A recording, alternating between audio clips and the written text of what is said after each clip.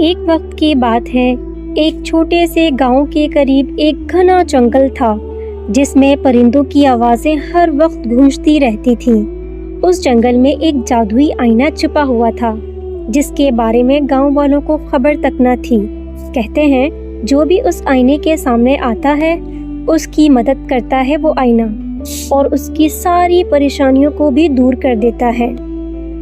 राजू अपने खेतों में काम कर रहा होता है मगर बहुत परेशान नजर आता है।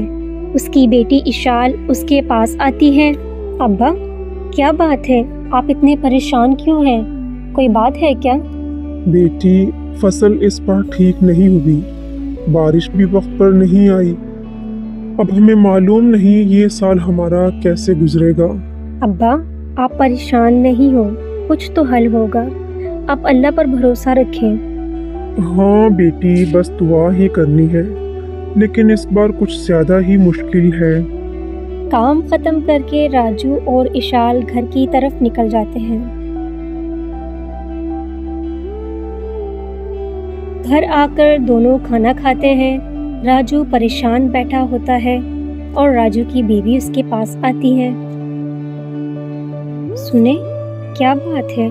आप मुझे आज कुछ ज्यादा ही परेशान लग रहे हैं। कोई बात हुई है क्या? सब ठीक है? क्या बताऊं मरियम, इस बार फसल कुछ ठीक नहीं है। मुझे नहीं लगता कि इस बार हमारा गुजारा हो पाएगा। ऐसे परेशान रहने से तो कुछ नहीं होगा। हम तीनों कुछ ना कुछ करेंगे ही ना। कोई ना कोई तो हल निकल ही आएगा। अब रात बहुत ज्यादा हो गई है, अब आप सो जाए। रात को ख्वाब में राजू एक बुजुर्ग को देखता है जो उसे जंगल में छुपे हुए जादुई आईने के बारे में बताता है। अगली सुबह वो बुजुर्ग की बात पर अमल करते हुए जंगल की तरफ निकल जाता है। जंगल में उसकी मुलाकात एक फकीर बाबा से होती है। बाबा जी, मैं जंगल में एक आईने की तलाश में आई हूँ। क्या आप जानते हैं कि वो कहाँ है? हाँ बेटे, वो आईना इसी जंगल में है, मगर वो आम आईना नहीं, वो जादुई आईना है जो नेक नीयती से मांगने वालों की मदद करता है। बाबा, मेरी बेटी भूखी है, मेरे पास पैसे नहीं है, क्या वो आईना मेरी मदद करेगा? हाँ बेटे, तुम्हारे दिल में अगर सच्चाई है तो वो आईना तुम्हारी मदद जरूर करेगा। राजू आईने की तलाश में आगे बढ़ता है और रास्ते में उसे एक बूढ़ी औरत मिलती है। बेटा, मेरी मदद कर दो, ये मटका मेरे घर तक पहुंचा दो। मेरा घर यहाँ पास में ही है, जंगल में। ठीक है अम्मा, ये मटका मैं उठा लेता हूँ, आपको आपके घर तक छोड़ आता हूँ।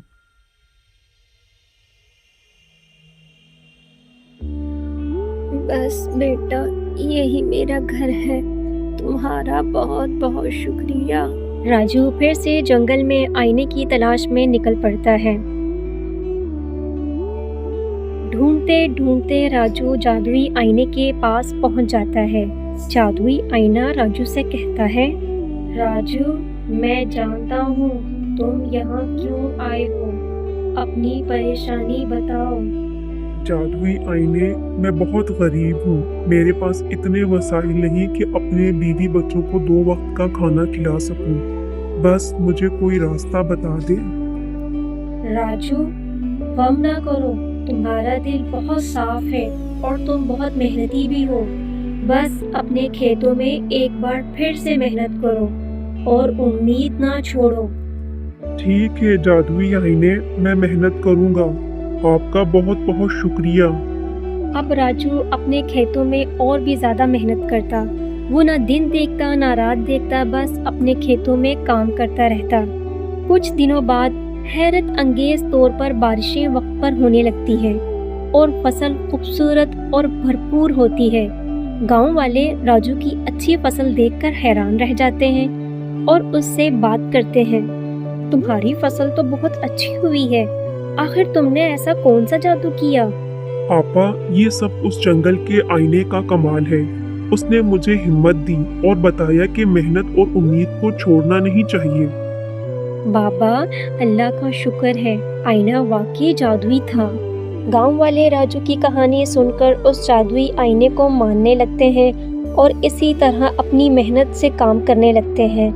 आईना भी उनकी मदद करता रहता है और जल्द ही पूरा गांव खुशहाल और आबाद हो जाता है।